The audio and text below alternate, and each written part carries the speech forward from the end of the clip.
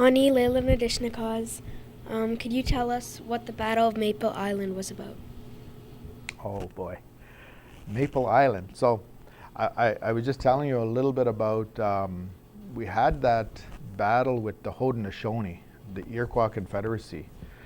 And there was a little bit of a back and forth where they would come up and there would be a desecration or a massacre where when we were at war, and we'd kill a bunch of them, and then they'd go back, and then they'd come back with more, or they'd kill a bunch of us and we'd go after them, and we'd just move back and forth throughout the Great Lakes area here, fighting back and forth with the Iroquois Haudenosaunee, the Ongwehoe Confederacy.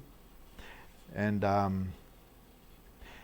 at one point, we had this one battle, and we decided that if they were going to come back at us, we were victorious. The Ojibwe people were victorious here in Baoting.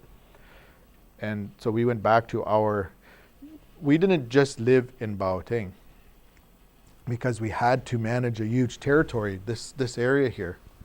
So we'd be in Baoting here, Sault Ste. Marie, and we'd move along the shore at different times, and we'd have these semi-nomadic, our villages. Some of them were somewhat permanent, but we'd move all over on this shoreline of Lake Superior. And we would maintain ourselves by fishing and hunting all over this area. So right now, the fish are deep. So right now we have our fishermen that are way up in this area in the deep, cold water. Pretty soon the fish will come up when the water gets warmer. They'll come up on the sandy beaches, and they'll start to, and what the whitefish do in the spring, in May, late April, May, the whitefish, you ever see a whitefish? If you look at a whitefish and you kind of tilt them a little bit, and you'll see that shine. They kind of have a glisten.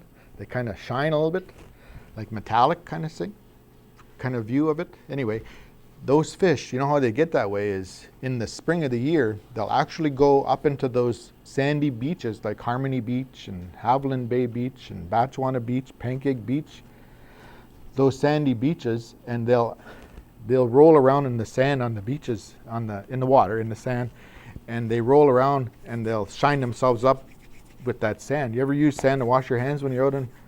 That's the same idea. The fish clean themselves up, pretty themselves up so they can mate.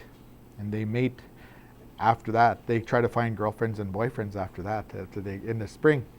So we would go right after, when you see the gloss or the glass water, that's when those whitefish are in those areas. So we'd go fish in that area. And it goes by the temperature of the water is when those fish move around. So we'd move with the temperature of the water. So we were not always in Baoting. So we had this battle here, and with the Mohawks, and Maple Island is right here. Yeah, right here. So what we decided to do was, we'll surround this island with the heads of the Mohawks. So they circled this island and put all of their heads on sticks all the way around the island, so that when the Mohawks came and we didn't have many people in the villages here, we were out hunting and fishing, that it would be a fear tactic, so that they wouldn't go any farther. And they didn't. So that was how Maple Island was a place it was a military part of our military strategies. And Maple Island was what the elders tell me that they used to do. That's what they did so that the Mohawks wouldn't come back.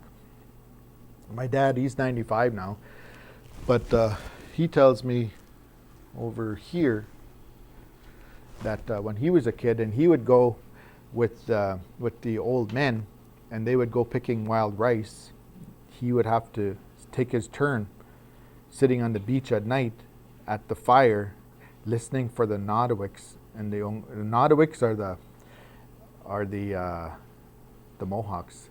And not specifically the Mohawks, but that Confederacy. And Nodawik, in our language, a Nodaway is weeds. He's peeking through the weeds. That's what we mean when they say Nodaway, Nodawiks, Nodawasaga, Owen Sound area, that Nodawasaga beach area down that way. That's what they call Anishnaabe, is the Nodaways. That's where the Nodaways are from. That's the area that the Iroquois Confederacy was from.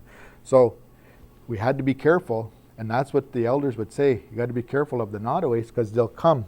They'll be peeking through the weeds, and they'll steal our women when we're not watching. And what my dad said, that he was told when he was a kid that women were going to the bathroom, to the outhouse, and they weren't coming back. Someone was stealing the women. Or they would go to the clothesline and they wouldn't come back. Someone would steal the women from hanging up the clothes. So when he was young, 100 years ago, there was still remnants of that, or they had to take turns at night watching for the Nodawiks. So the Nodawiks are the ones that we circle their heads around the side. So it's not that long ago that we still, now we have that treaty with them, a peace friendship treaty, and we get along great. I met with the Seneca Nation a couple years ago, with the chiefs of the Seneca Nation, and they reminded us that we have to recite the friendship wampum, which means that we have to gather and we have to have ceremony and we have to talk about what we said in the 1600s when we talked about this friendship relationship between us, how we were going to bury the hatchet and be of peace between us. So yeah, that was the Nodaways, Maple Island. Yeah, Natig.